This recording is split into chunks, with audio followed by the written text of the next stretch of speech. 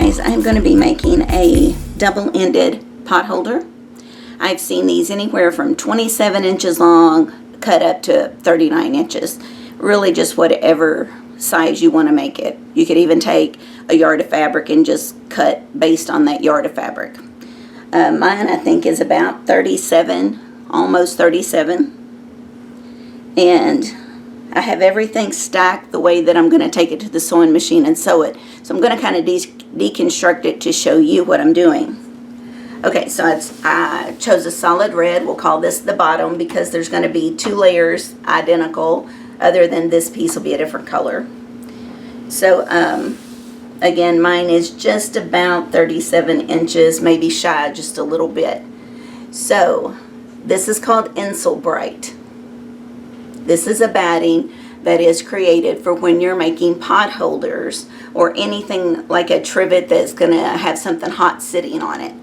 And it's white on the back, like a normal batting, but then it has a metallic side that is, in theory, going to reflect the heat back toward the item. So we want that to face down on the pot holder. Now, the pattern did not call for an extra layer. I do have some pieces here of a cotton batting that I'm thinking about adding just for another layer of thickness to protect those hands. You can just cut one long strip of the Insel Bright, but what I did was cut mine to 9 inches. Now, everything is 7 inches across. The ones I have seen mostly are 7.5 inches. They did seem a little large to me when they were demonstrating them, so I went to a 7 and we're going to test it. But they're going to be 9 inches long here. Some patterns put nothing in the center of the 2 pot holders. I want to do a little quilting on it, and so I'm going to add just regular cotton batting here. Okay.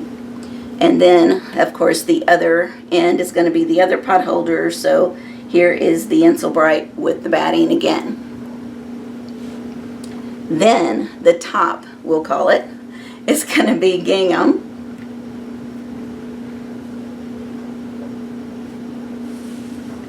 And it's going to have those same layers. So you're going to have your Insel Bright and possibly a piece of cotton. Another Insel Bright. Measurements are all the same on the top and the bottom. This one is going to have a piece of lining.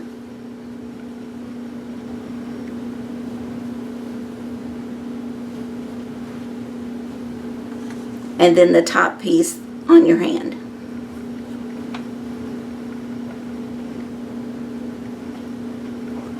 And then another piece of cotton. A lining piece,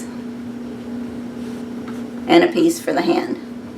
Now once we get these to the machine, I'm going to show you how you're going to sew them together and then put the entire thing together. It's not going to take us long. This is a very easy project, so if you're looking for something to start with sewing, this would be a good item, or a gift item if you've been sewing forever but you wanted to make somebody a gift. This would be a nice little gift. So let's go to the machine.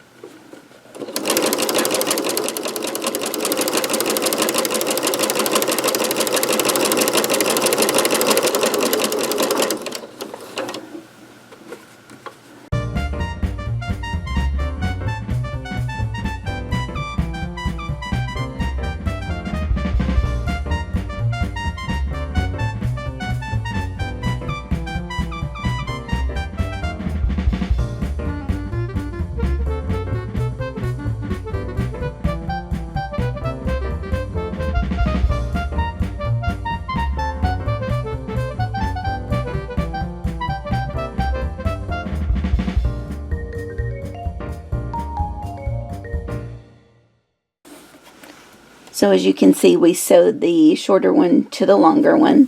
So now, whenever you bring these ends together, it's going to give us like a self-binding almost look to it. So now all we have to do is stitch across here. I almost forgot, we do need a piece of cotton to go here. Okay, I'm going to slide this in. I had 2 small pieces of Vinyl Bright left, so I just grabbed that instead.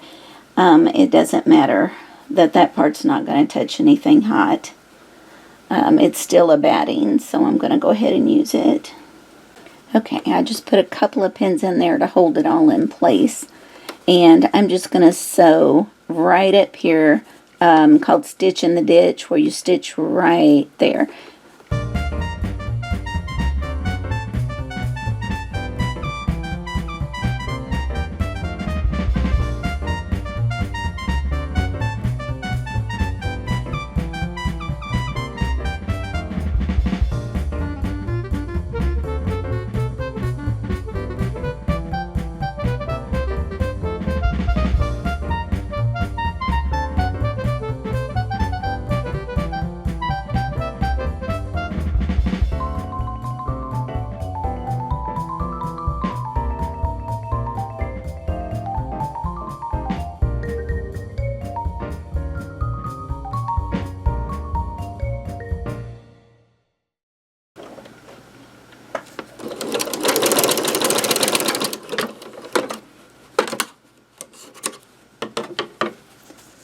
Okay, so I've got a little quilting on here. When you're looking at it, this would be where it's the top of your hand. So I'm going to go ahead and do some thread trimming, and then, oh, actually, after I turned it over, I can see I need to add at least 1 more stitch. Okay, so this is going to be on the red like this. So actually I want to flip that. We want our right sides together. And I'm going to grab some clips.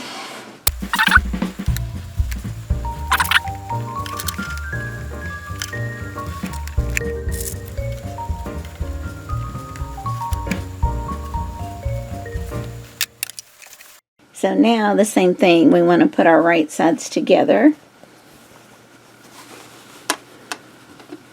And then just pushing this under the clips so that it's all together.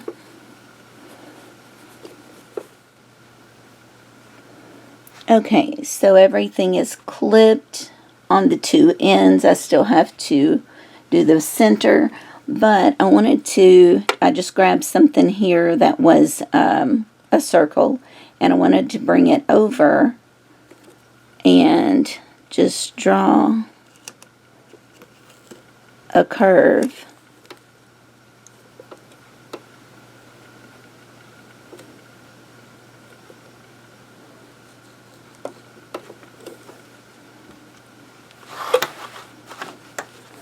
You could leave it as a square end, it doesn't matter. I just want to make mine a curve. And then we'll do the other end as well. And then we are going to sew all these layers together. That is very thick right here. I may end up having to take out one of these, but we're going to try it because we have a lot going on here.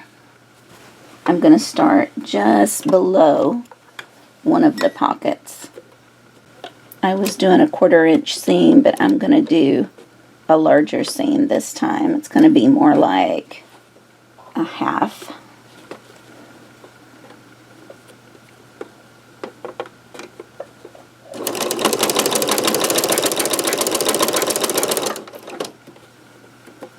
Okay, I'm just starting to go up where the pocket is. I am going to increase my stitch length just a little, maybe a 3.5.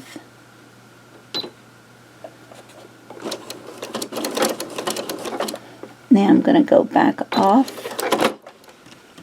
Okay, so I've got it sewn all the way around. I left a opening, of course, to turn it. So we're just going to reach in.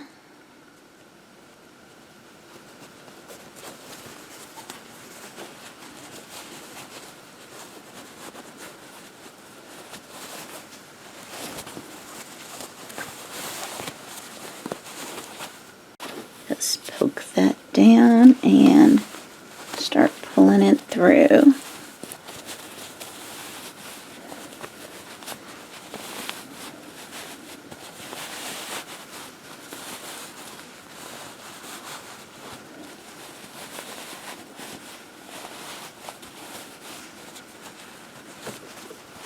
Should have left the hole just a little bit bigger.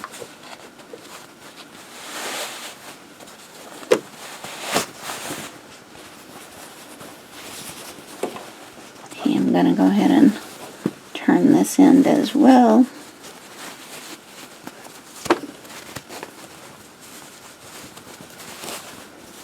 Oh. And as you can see here, I did trim a little close just so that it would lay better.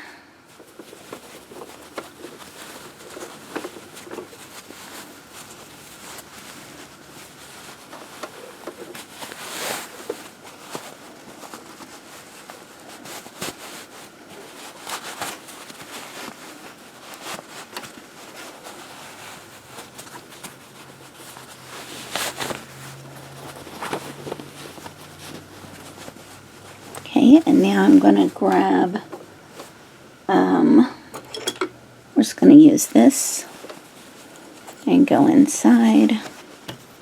We just want to start smoothing it out.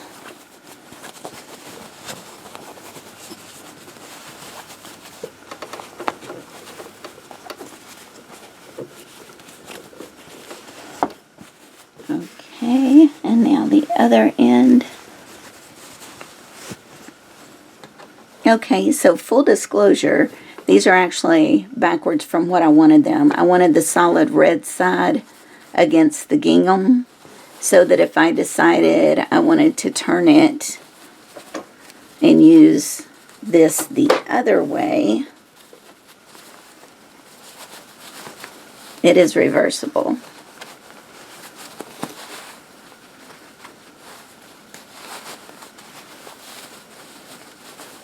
I wanted the floral to be against the red.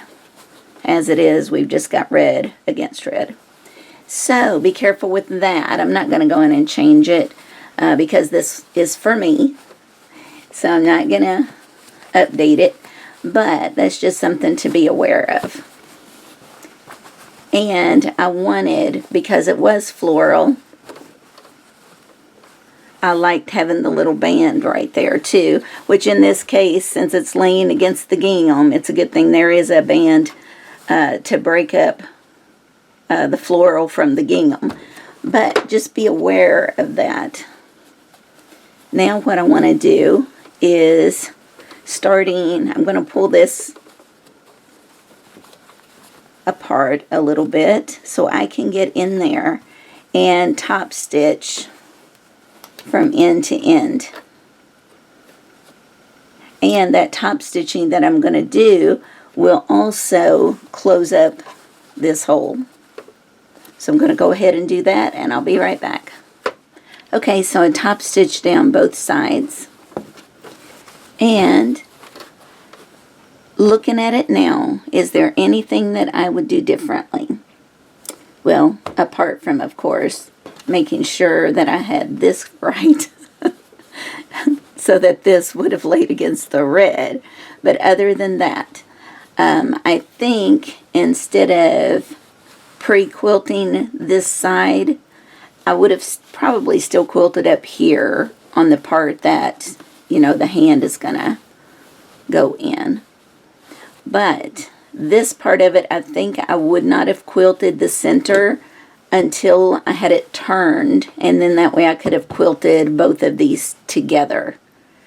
I think that would have looked more uniform, especially when you turn this I mean, if you want to flip it and reverse it.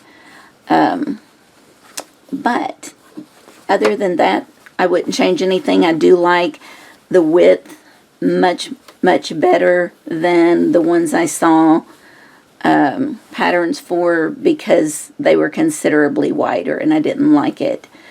So this is 7 inches across. Cutting is a good size. I'm going to try these out because there is another pattern for these, but instead of it being just this little mitt like this, it actually has the thumb on it as well, so you can grip better. But I wanted to try these first and just kind of see, you know, what I thought about this. But anyway, guys, this is a double-ended oven mitt, reversible if you want to flip this and have the red on red instead. So going back to the when we first started, though, remember we had that silver side that reflects the heat back laying against this red, and we did the same thing with this. So if you do flip yours and use it reversible, you still have the silver stuff no matter which side reflecting back. And then here, you don't even have to put anything here, but I did want to, just in case, you know, if you had something on the lower rack and you accidentally bumped up against the upper rack, then you have just a little bit of padding there that it's not just going to immediately burn, right? So I was going to use cotton batting there, but I ended up putting a piece of Insulbraid in it. Okay, so anyway, hope you guys have a great week this week. Bye.